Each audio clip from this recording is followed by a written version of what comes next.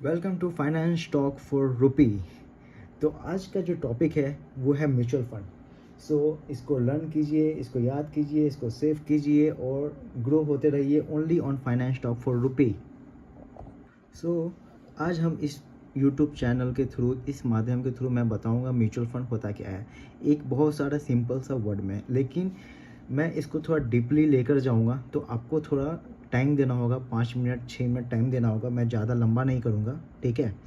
तो mutual fund क्या होता है कि जब जैसे मानिए आप म्यूचुअल फंड में इन्वेस्ट करते हैं पैसा को, और आपका जो पैसा होता है वो बहुत सारे डिफरेंट अक्रॉस में जाता है। तो जो पूल ऑफ मनी है, जैसे एग्जांपल के आपके जैसा 50 लोग हैं जो एक एक हज़ार रुपया डाला हुआ है, पैसा डालता है किसी एक फंड में, ठीक है। और वो 1,000 रुपया मिलकर जो 1 लाख रुपया या 10 लाख रुपया जो बना, वो एक फंड मैनेजर हैंडल करता है।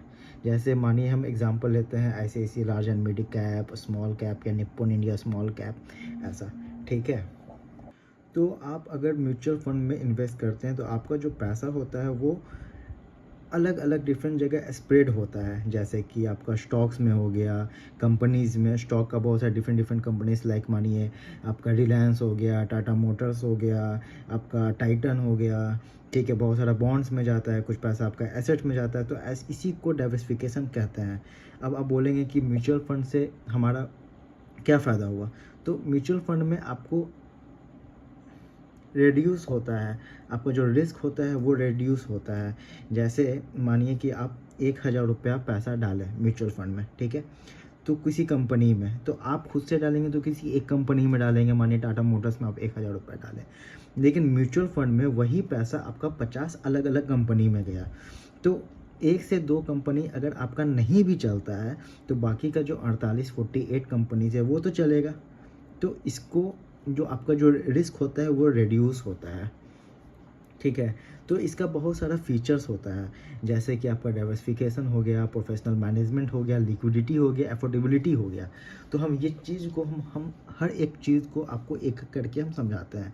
डाइवर्सिफिकेशन तो मैंने अभी बता दिया कि जैसे आप मानिए 1,000 रुपया डालते हैं किसी कंपनी में और वो 50 अलग अलग जगह पे चला गया, ठीक है।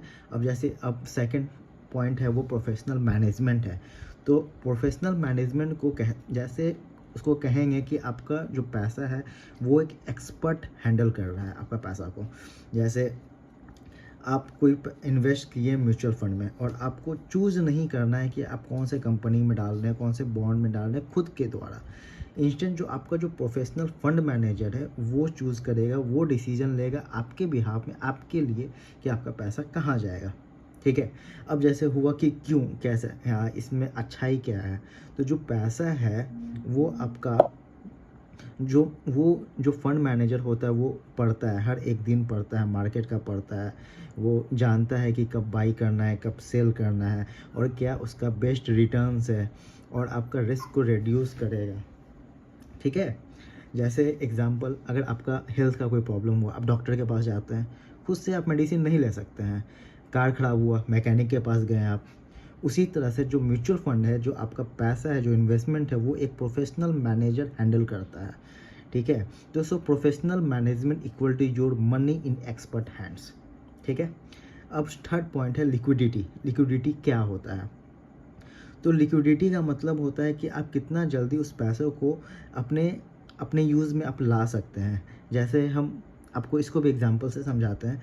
जैसे आप अपना पैसा वॉलेट में रखते हैं या फिर बैंक में रखते हैं, तो आप उसको कभी भी टाइम पे आप उसको यूज़ कर सकते हैं, कैश में निकाल सकते हैं या फिर अपना पर्स से पैसा निकाल के यूज़ कर सकते हैं। उसका मतलब वो हाई लिक्विडिटी।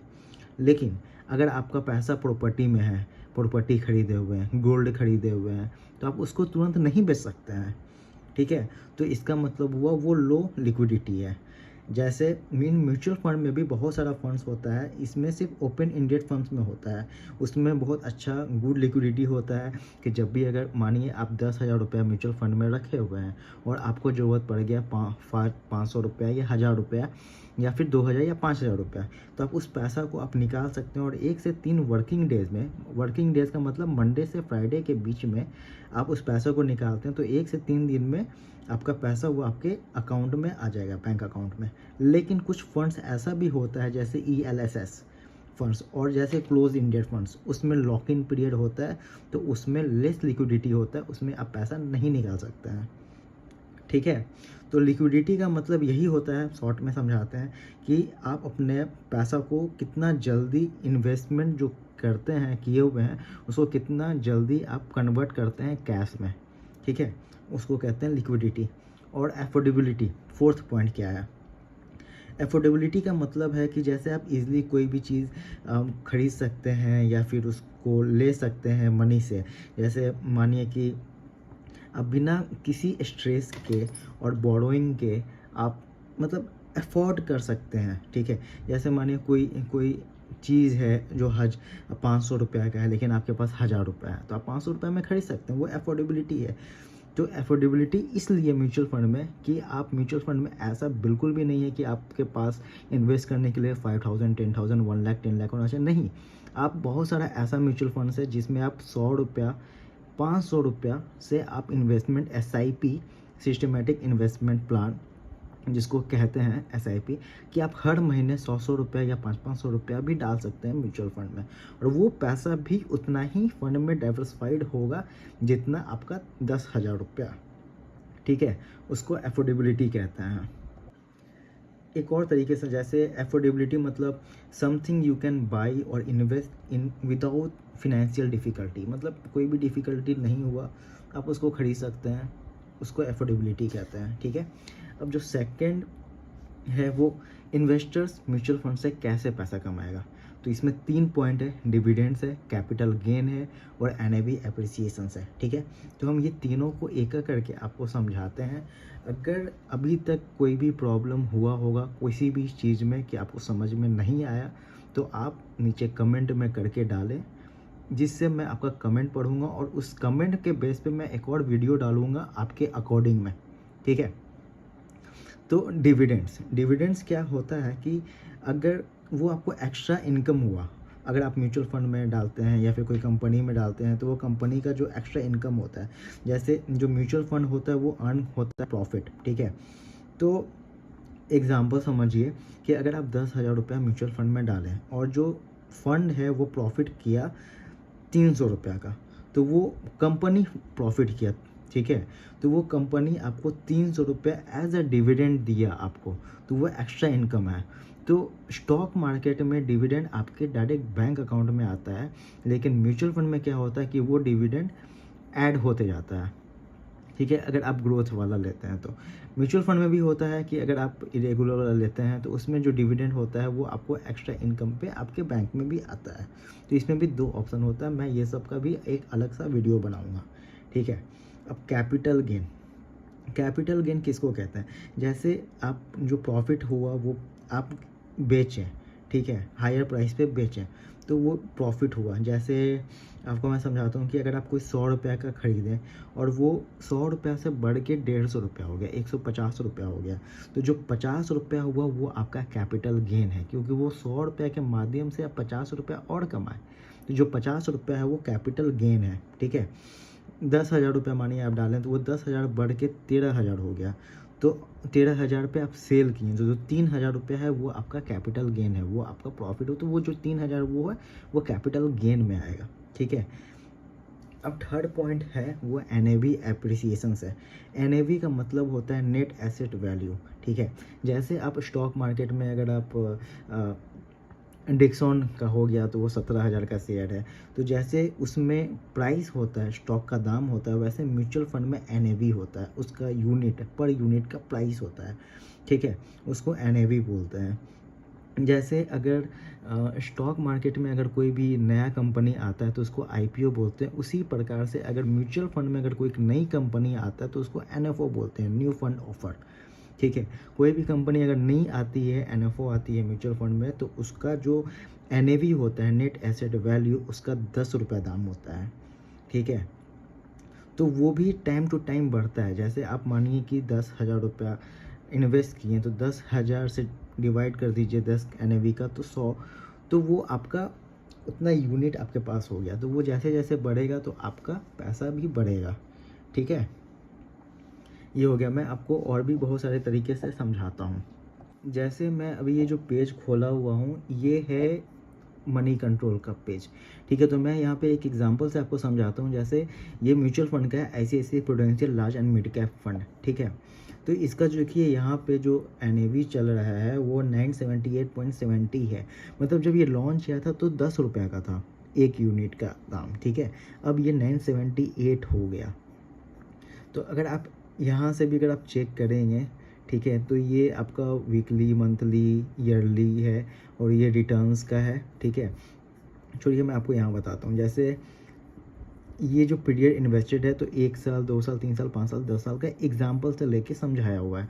ठीक है, तो एग्जाम्पल जो है कि अगर 1000 का SIP अगर आप करते हैं हर महीने 1000, ठीक है, तो जो ये इन्वेस्टमेंट है यहाँ पर 12000 कैसे है, तो 1000 गुने 12, एक साल में 12 महीना होता है तो 12, तो 1000 गुने 12 तो 12000 रुपया हो गया। तो जो वैल्यू है वो 2351 रुपया बढ़ा हुआ है। ठीक है, तो 2.93% एब्सोल्यूट रिटर्न।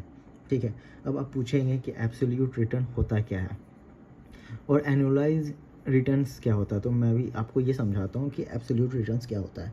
ठीक है, एब्सोल्यूट रिटर्न का मतलब होता है टोटल रिटर्न, कि मतलब आप जो अर्न किए हैं, पैसा अर्न किए हैं ड्यूरिंग द मतलब इंटायर टाइम में जो आप इन्वेस्टेड किए थे, आपका कोई भी मैटर नहीं करता है कि वो कितना लॉन्ग है। ठीक है, जैसे एग्ज़ाम्पल कि आप 10,000 रुपया, आप एग्ज़ाम्पल से समझिए, जैसे आप 10,000 रुपया आप इन्वेस्ट किए हैं, ठीक है, 2 साल के लिए, तो आपका 10,000 से 12,000 हो गया। ठीक है, तो आपका जो प्रॉफिट है वो 2,000 है, तो आपका जो एब्सोल्यूट रिटर्न है वो 20%, 10,000 का 20% 2,000 रुपीज़।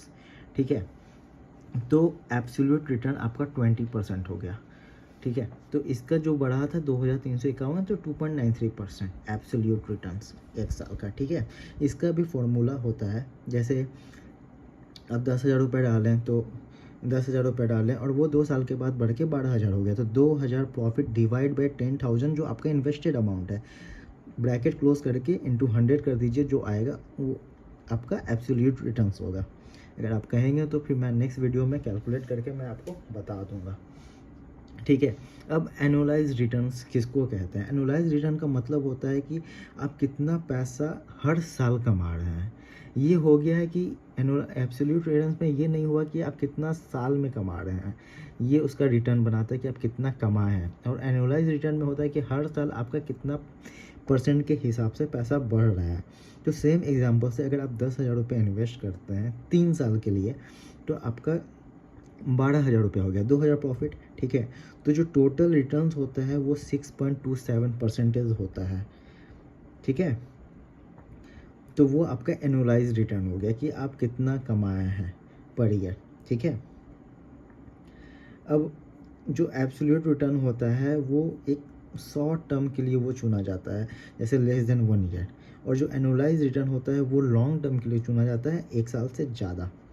ठीक है, अब यहाँ पे आपको म्यूचुअल फंड का कुछ पॉइंट्स है कि टैक्स स्टेटमेंट क्या होता है म्यूचुअल फंड का। ठीक है, तो जो टैक्स होता है, आप अगर म्यूचुअल फंड में इन्वेस्ट करते हैं और सबका अलग अलग होता है, जैसे चार्जेस, ठीक है, इक्विटी होल्डिंग चार्जेस अलग अलग होता है। तो इसका क्या है कि अगर आप एक साल मतलब 365 दिन के ऊपर अगर आप पैसा प्रॉफिट अमाउंट निकालते हैं, जैसे 10,000 से 12,000 हो गया या 20,000 हो गया, 20,000 कमाए या 50,000 कमाए, अगर आप 365 दिन से ऊपर अगर आप विड्रॉ करते हैं तो आपका जो पैसा है वो लॉन्ग टर्म में आता है, तो आपका 12.5% कटेगा। लेकिन इसका भी एक है कि अगर आप यहाँ पे देखिए, अगर आप 1,25,000 के अंदर अगर आप मानिए 1,25,000 आपका कमाए एक साल के ऊपर, या फिर 1,24,000 कमाए, तो जो आपका टैक्स है वो नहीं कटेगा, क्योंकि 1,25,000 रुपया माफ़ है लॉन्ग टर्म कैपिटल गेन पे।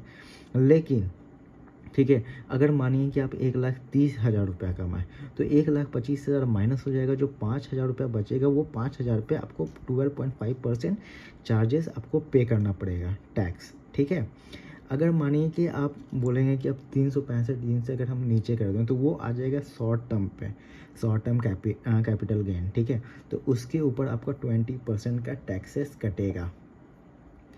ठीक है, ये हुआ म्यूचुअल फंड का। अब जैसे आपको हम कुछ और हम बताते हैं, जैसे म्यूचुअल फंड का हो गया। म्यूचुअल फंड आपको समझ गया, अब बोलेंगे कि ये कुछ एग्जांपल से समझे हैं कि जैसे मैंने ये आप लोग इन्वेस्टर्स हैं, ठीक है, कि आप लोग मतलब इन्वेस्टर्स को कैसे कमाते हैं। तो आपका ये म्यूचुअल फंड कंपनी है, तो आप इन्वेस्ट किए किसी के थ्रू, आप डीमेट अकाउंट के थ्रू आप इन्वेस्ट कर सकते हैं, या फिर डायरेक्ट एमफी के थ्रू आप इन्वेस्ट कर सकते हैं, ठीक है।